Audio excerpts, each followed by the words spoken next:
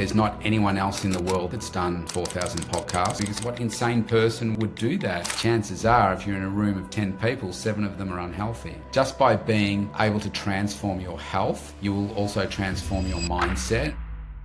Robb is a global fitness authority dedicated to transforming lives. He has helped people lose globally in excess of 22,000 pounds of fat. With 36 years of fitness, health and nutrition experience, he will hold you accountable in his fitness programs, high performance mindset coaching and sustainable wellness strategies with results that last.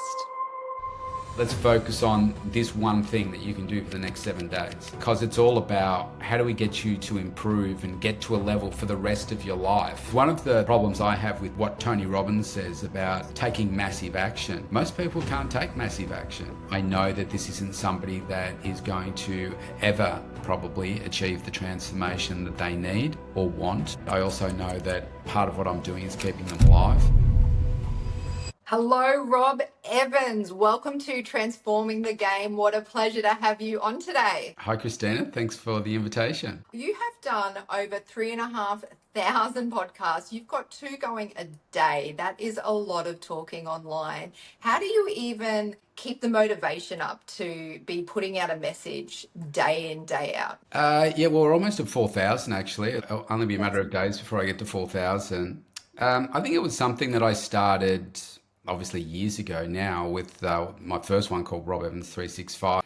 I actually started it for one client that I was working with that they were in a really tough spot and they just needed more connection in between the sessions that they were seeing me. I thought, all right. So each day I was thinking about, okay, what's a kind of a message that I can tailor specifically to that one client? And honestly, I never thought it would really go anywhere. And I just thought I liked the discipline of when I first started, it was like, oh man, it's like 9:30 and I haven't done today's podcast. And I'd made a commitment to myself to do them every day.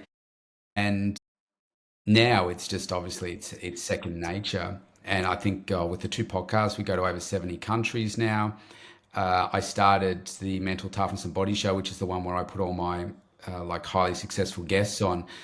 I started that just before COVID, and then recorded every day all the way through COVID. And like here in Melbourne, we were shut down more than any other city, so it was a really interesting time. I love the fact that we lived through that moment. I was recording a podcast every day. I never go back and listen to my podcast, so it would be interesting to go back and have a listen to some of those and what it was like, because all of the uncertainty and everything. So I started it for a few reasons. One, obviously for that client, but also I didn't have a very much self-confidence when I was younger. And the thought of public speaking, lots of people really don't like that. And like all of us, we tend to find filler words to use in between us trying to make a point, right? Rather than just get to the point, and sound really awkward. And I didn't like that about myself, and I wanted to be more confident. And I also wanted to be able to be more conversational when I met people in person.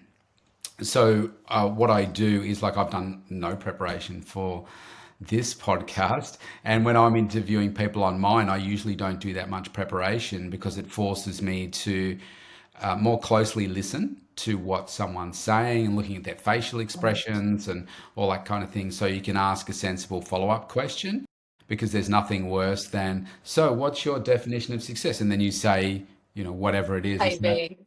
Yeah, and it's like, so when was the last time you did this? What's your favorite book? And you're like, oh, okay, yep, we're going there. Yeah, that's right. There's no relevance at all. So I think it's really helped me gain a lot more confidence in that and public speaking and just being more attentive to people. And every guest that I have on the show, I say, wow, you ask really great questions. It's like anything, right? You practice. I go back and listen to my first podcast, and it was only a matter of years ago, and it sounds like I'm going through puberty. It sounds like, oh, it's Rob. Welcome to Robb Evans 365. I was like, what was I saying? So yeah, I just I like the fact that I'll pick up my phone, because people think, oh, I've got to plan it out. I've got to be in a studio. I just grab the phone and I go for a walk. So I always multitask, and I just say, okay, what do I want to talk about today? And I give it 3 to 5 seconds, and I just go bang, record, and just start talking. And so my Rob Evans 365 one is more about, I suppose, what's going on for me. How do I manage myself, life, business, all that kind of thing. Whereas the mental toughness and body, so there's always a learning in that. And the mental toughness and body show's got a little bit more structure around a specific topic. And so I think, people take away, whatever it is that they like from it. Most of my listeners are actually in the US. About 78% of my listeners are in the US. Wow. Yeah, I did see you're hitting 70 different countries with what you do. But what I'm hearing here is you had a weakness and a bit of fear. And from everything I see, I'm going to jump in with 2 feet straight in the deep end and go, how do I fix it? And what do I do? I know that's why people go to certain people and they gravitate to people because they want to get some of that to rub off, right? Give me some of that strength. How do you coach people through that to really face their fears? Well, I've always lived by the principle of lead by example. And I mean, there's not anyone else in the world that I can find that's done almost 4,000 podcasts. I've done more than anyone else in the world. So that requires consistency, right? Like most people will just not keep going. Like people say, oh, what's your next target? Well, 10,000 is my next target. It's not 5,000. It's 10,000.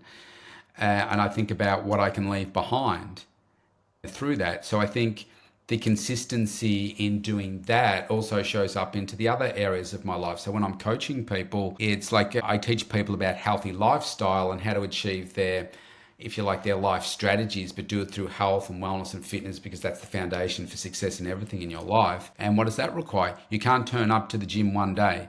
You can't have a really good day with your food and say, right, because overnight, just like Groundhog Day, the slate gets wiped clean and you get up and you've got to do it all again tomorrow.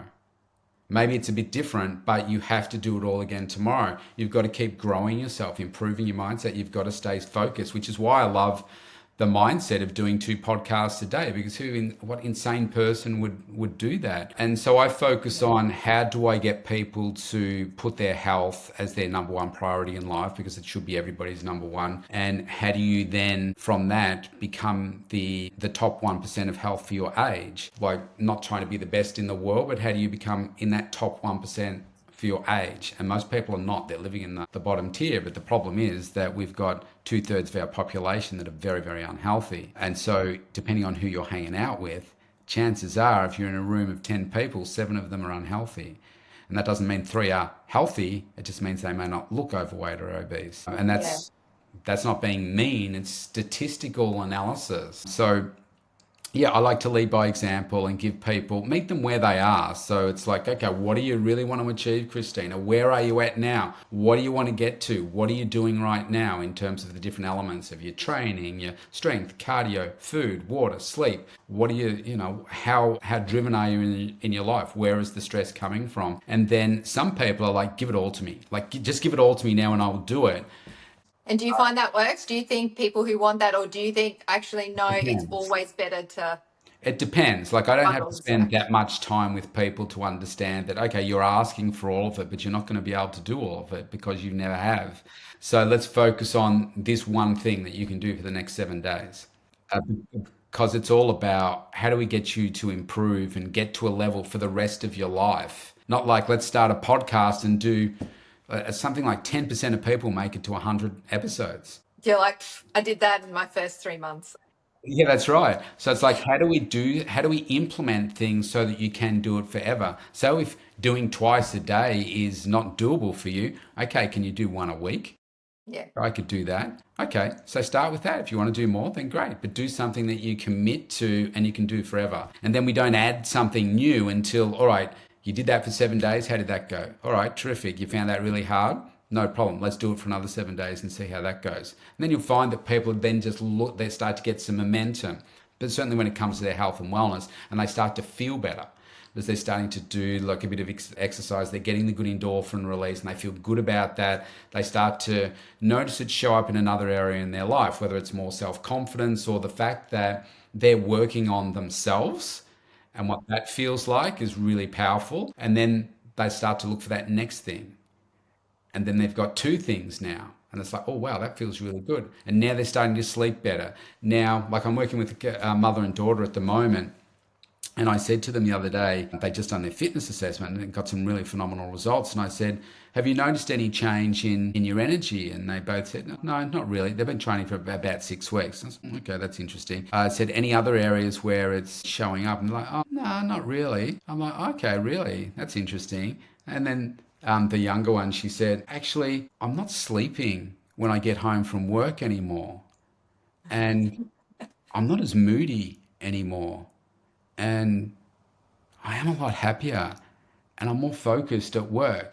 I said, yeah, that's called energy. Yeah, yeah, And then that's energy. the mum piped in and said the same thing. She said, "Oh, she's trying to quit smoking." She says, "Yeah, I feel so much better." And she's like, you can just see how they're glowing and looking better, and they're working towards their goals. So yeah, I love that about just getting them to do the things that they can do, and then just build on it as they can. It's rare for people to do everything all at once, which is one of the problems I have with what Tony Robbins says about taking massive action. Most people can't take massive action. And then they feel overwhelmed, right? And then they give up on everything That's because right. they feel they're failing. That's right. So why not just take small action consistently and you keep doing it and then just add a little bit more. And before you know it, it might take longer, but most people can't sustain massive action. So why do it? It's like people go on diets, they do, all right, let's do this crash 4 weeks, we'll go really, really hard. And then they fall back, they're burnt out, they have no energy. They're like, I can't keep this up. So clearly it's a failure. It's not sustainable. Yeah, I had a friend and I was trying to get him into exercise recently, and it was week one. Right, every day you're just going to do a little bit. And then we got to week one and you've sort of got all the positive endorphins. Right, you're about to go into week two. Now it's going to feel more tired and you're going to get and then so when do you find people drop off the most, where you've probably got to amp them up more just to try and get over those humps to get through those first, say, not 100 days? Yeah, it's a tricky one to answer because everybody's in a different place, right? So, like you and I, if we wrote down everything that was going on in our lives right now, like every single thing that we run through our mind, that'd be very different. And so many people have got different, not like stresses and that kind of stuff. Some of them are life-threatening things. Some of them are just a challenge, but they're not really used to coping with challenge and change. So that's really tough for them. Some people become immobilized because they can't leave their house and those sorts of fears and stuff. So, and then you've got those people that are like, just give. So I'm meeting with a guy next week, and he wants to do competitive bodybuilding, right? And he said, "Can I help him?" And I said, "Well, yeah, I can, but we need to meet to see, like, where are you at right now? Like, are you natural? You are just starting? Are you about to step on stage in 4 weeks' time? Like, and so somebody like that is very driven by different things. It's most likely going to be a person that's much younger, probably lives at home, has no responsibilities, financial or otherwise, and his life is all just training, training, training. Well, great if that's what you want to do for right now, but most people aren't like that. It's like I'm wearing a white coat and they just open up about everything. It's like, The uh, endorphins fly, everything flies. and that's when you have to kind of navigate those tricky things with people to help them achieve the best version of themselves. And look, to be honest, I've got a couple of clients. If they just turn up and they do a session, it's probably the highlight of their week because their own mental health is not great, and their home life is really toxic. And so I know that this isn't somebody that is going to ever probably achieve the transformation that they need or want. But I also know that part of what I'm doing is keeping them alive. That's tough. That's a lot. That's a lot on your shoulders too, to feel like. We've got to be able to separate like the role that you play in the emotional aspect of it, and to compartmentalize that part. So you can actually, you do work with clients, as you said, around the world. You do online and in person. Is there a preference? How does your online differ to, well, obviously in person? Yeah, look, do a combination of things. Most people still do come to see me, so we can work in the studio, and we're throwing around weights and all that kind of stuff. Where I find the more enjoyable part is to kind of in this sort of environment here. It's on Zoom, doesn't matter where people are, and I have a combination of people that they will work out at the same time that I'm on the call with them. I'm watching the form, coaching them through it, etc., etc. But also giving them some coaching around the other aspects of what's going on while they're resting. And then what I enjoy mostly is where there's no other distractions, and it's just the two of us in the room, and we're just having the conversation around what are their roadblocks. It's all up here.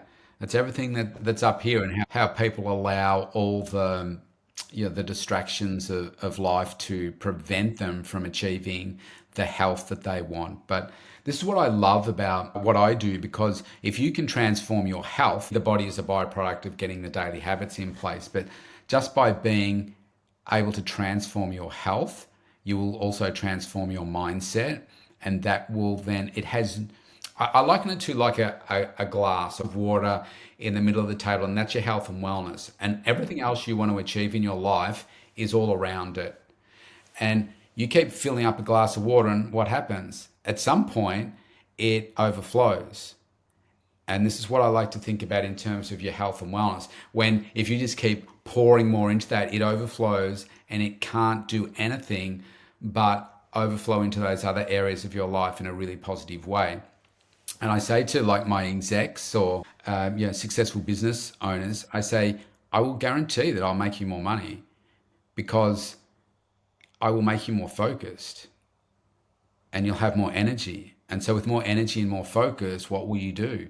You'll create more of wherever you want to put that. So now if you create also a great work ethic, then okay, well, I've got all the power that I need in terms of energy. I'm focusing on you right now to do this, to do whatever it is that needs to be done. I've got a great work ethic, so we're just going to keep going until we get the work done. And then if you throw into that, like working on yourself to continuously improve, then there is zero downside, right? Because you will just get better, and you'll get better results for you first, which is why your health has got to be number one. And then it just overflows into other areas of your life. But the biggest challenge is you can explain that, and I can explain to you, or you probably get it, but I can explain to you in an hour as to what more energy is going to feel like to you. But until you get to that moment that you can feel it, because you've never felt it before, it's just words in your head that say, oh yeah, okay, but you can't feel it. So you've got to get people to be able to kind of taste it a little bit, to say, oh, is that what you mean? Right.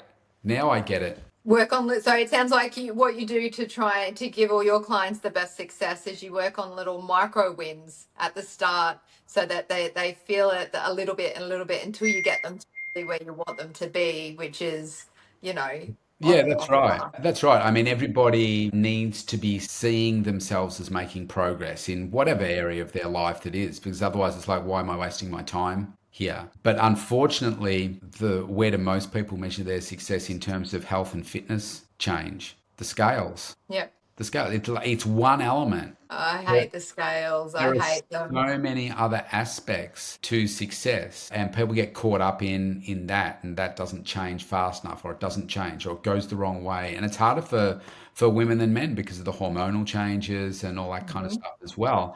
And so you could be doing great, and you have great results in your fitness assessment. You feel really great. You're sleeping well. You're feeling confident, all that kind of stuff. Step on the scales. None of this is working. This is rubbish. I'm failing. I want to do something else. It's like, I'll go have surgery. It's nuts what it can do Mentally. to the mindset. Well, my mum was training, and she trains a lot. And I told her, pick one thing in your body. So it might be arms, might be a bicep or something. And I said, and do your full workouts, but only see about and notice the change in that. Because what I find is, for her or a lot of people I know when they're training, they'll be looking fabulous, they'll be slimming down, but they're focusing on the one part that hasn't gotten exactly where they are, and they spiral down. Like you say, it's not working. But look at your arms are toned. Look at, you're lifting double the weights now. Do you find that people, it's a, again, mindset thing where they go to the negative? Is that more self-confidence that you need to work on? I think because a lot of people haven't really done strength training before. Most of my clients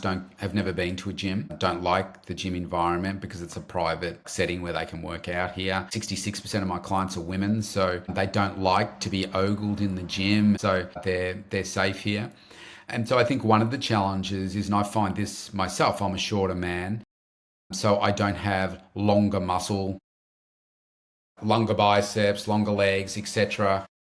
So for me to get more of that V shape and that more elongated body for me is really, really hard. I don't even have a proper six pack because my bottom set of abs is just really just one, as opposed to taller people have can have more like an eight pack, I suppose. So my body's just not that way. And I used to beat myself up over, man, I can't do this. And then I realized, hang on, anatomically, that's impossible for me to achieve. And so until you say, like in my instance, say going for that six pack look, then it's not until you try to do that that you realize how your body is going to look and where your, say, your weak points are. And for me, it's the stomach. Like that is the last place, and particularly for men, the last place for it to go, and that can be really, really I frustrating. think for women too. Well, for women, I find that certainly as they get older, their arms, their triceps under the, they call them what, the touched up wings or The, whatever, tu- under the the down. tuck shop lady arms, I think I've heard them referred to as. Yeah, that's right. And some ladies that are more heavily chested and like the around the tummy, particularly if they've had kids, like below the cesarean scar and things like that, thighs and butts. Really, pretty much between the belly button to the butts, it's more for women. For men, it's more around. I mean, you don't see too many men walking around with big butts. It's all the No. like the beer gut and that kind of thing. So yeah, so I think most people don't really know what their bodies should look like, and of course they become where do they or why do they become critical? It's probably because they've seen some sexy AI model on Yes. social media, which has said, "Oh, you should look like this," but that person doesn't even look like that because it's not a They real they person, or they it's don't exist. yeah, Yeah, that's a very real and scary scenario for a lot of people in getting awareness of who you're comparing yourself to and are they even real. Yeah, that's right. And I think at the end of the day, your biggest competitor is yourself in terms of just becoming better. And like I focus on just like I said before, being in the top 1% of health for my age and comparing myself with others, what they may look like or whatever. There's always going to be somebody that's better. But then there's someone out there that is looking at you, Rob, or looking at your clients going, geez, I wish I had that motivation. Geez, I wish I looked like Mm. that. I wish I had their arms, their legs, their calves even. I gave a girl a compliment on her calves the other day. I'm like, you have fabulous calves. She's like, oh my gosh, thank you. I've never had a compliment on my calves. I'm like, they are great calves. And I'm like, I like legs. But she had great calves. And Yeah. and like you say, it's about comparing and competing with yourself instead of looking at someone that's not you and will never be you. And And I think one of the challenges with say what you see on say Instagram or something and you follow like a model or something like that, and particularly in the guy sense, all they do is eat, sleep and train. That is literally all they do, right? Like I said before, like with the bodybuilder guy that's coming in to see me, they have usually no partners, they have no financial commitments, they're potentially living at home, someone else does the food or they're just doing the food, but they literally all they do is eat, sleep and train. Now to me that's not living, no, right? And they're hoping that they get endorsements and sponsorships and stuff to live, but most of them are broke, yeah, so they can't afford anything more than the creatine they're buying and the chicken and the rice and the gym membership. yeah, that's right. That's right. So you've got to keep these things into perspective as well. Now that doesn't mean that you shouldn't perhaps use that as some inspiration because of their work ethic and all that kind of stuff. But like I'm a natural athlete, so I take supplements, but I refuse to take drugs. Yes, yes. And we go back to that. It's about being healthy in your body. You've only got one body to get you through this life. And if you've got to look after it from woe to go. And like everything you're doing with everyone is just so phenomenal in helping people from their mental state to their physical to eating to, like you said, you're a bit of their you're their side psychologist as well by the sounds of it, because they've just got a safe space with you, which is Yeah, that's really right. yeah. Um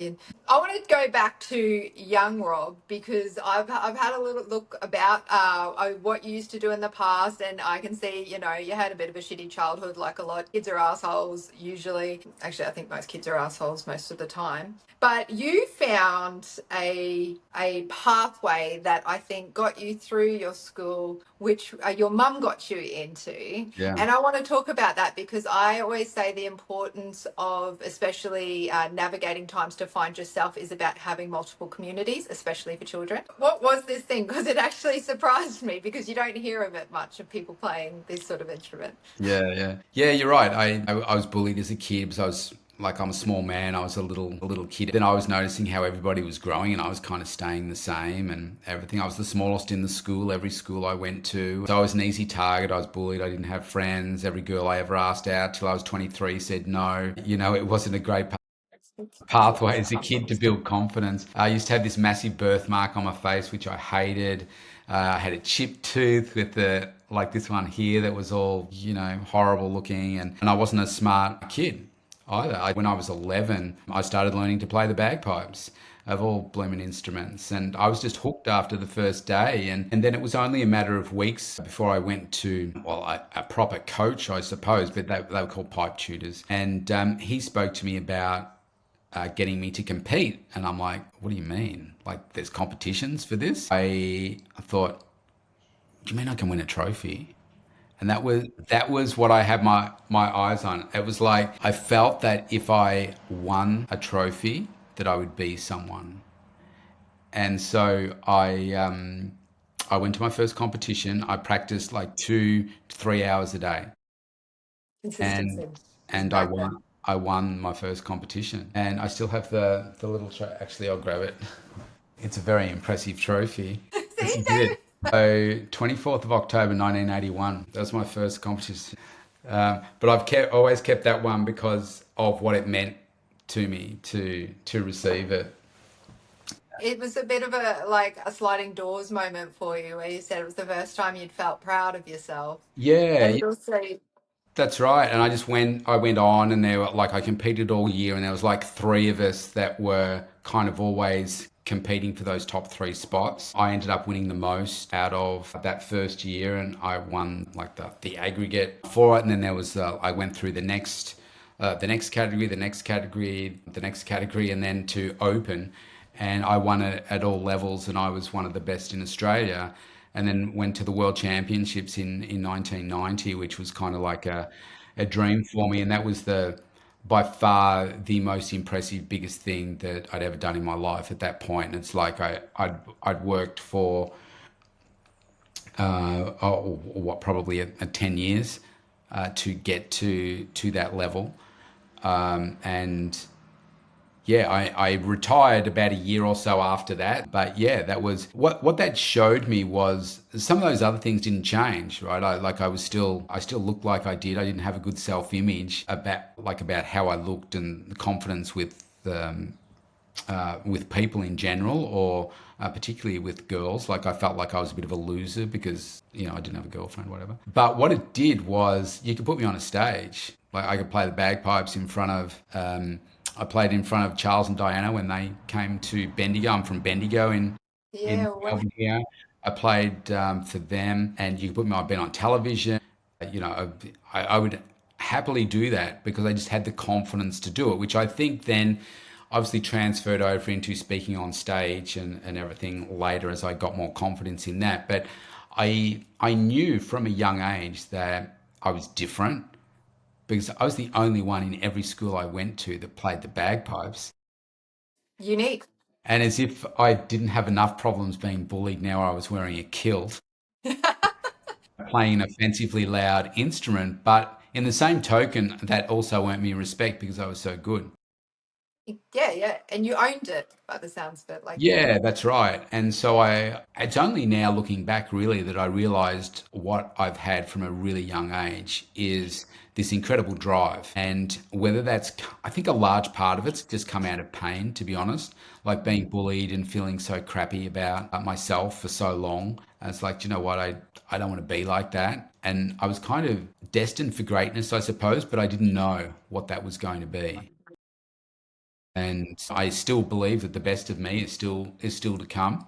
I mean, there's bad things that happen to all of us, and it's like how we respond to those situations that can help determine what's that next move that we're going to make.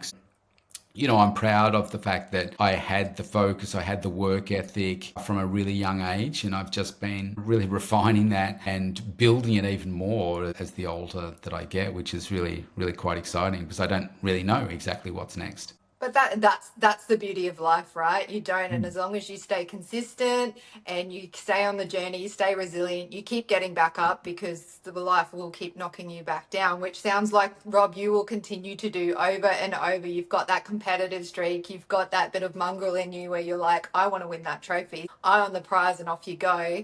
Sounds like that rubs off on all of your clients as well, which is why you are so popular, which is why so many people are calling you, wanting to get coached by you from around the world. It's just phenomenal, everything you do. And I think we're also where the bagpipes, how I likened when I saw that is what I found was really important even during my school was having outside community. School wasn't my world. So I swam, I was a swimmer and sporty. So I did outside sports where if school was a bit shitty, I had an outside community of people that I could talk to, so it didn't feel like my world was burning down. And I actually talked about that with my children and everything, and anyone else whose kids are having a hard time. And it sounds like the bagpipes gave that to Well, it you. was a bit different for me because I actually didn't like the community. All right, you were just full competitive. That's why. Well, yeah, I was so driven, but I was really connected to my piping tutor. His name was Fred, and he was kind of like around my granddad's age. And he was actually my best friend.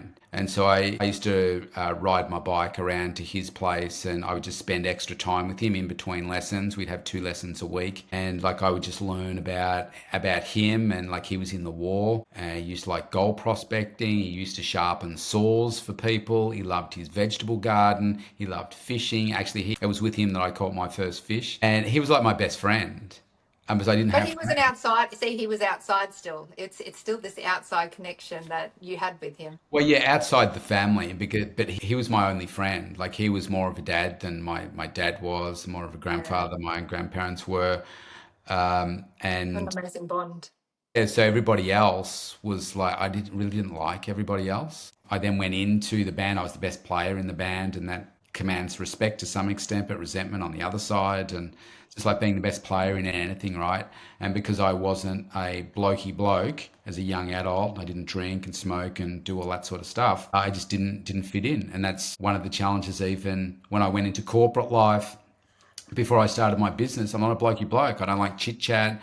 I like the deep conversations with people. I did see you're an accountant. I feel like accountants always pivot because they must get very bored in their job or something, and you pivoted. Well, some stay as lifetime accountants, and yeah, after as I was going through to become a chartered accountant, realised I didn't want to be a chartered accountant for life. But it's just, I'm very grateful for the skills. I think you're making a much better impact now on the world I than think if you so. had stayed a chartered accountant. Yeah, I think so. Oh, well, Rob, I'm very aware of your very precious time, and I'm very, very, very grateful for having you on the show. I've loved talking to you. I'm thinking more about my health and fitness, although I do keep rather fit. I did do your little quiz. It says I have a 50-50 chance of success, which I'd like to think I like that's almost a challenge, There but you go. I did give it a go. So I say keep up everything you're doing. I'll have all the details down below for anyone who wants to reach out to you, but I really do love everything you're about. Your competitiveness resonates with me as well, and it's just a phenomenal thing and in every way. So take care and thank you. Thank you. It's been a pleasure being on the show. Thanks, Christina.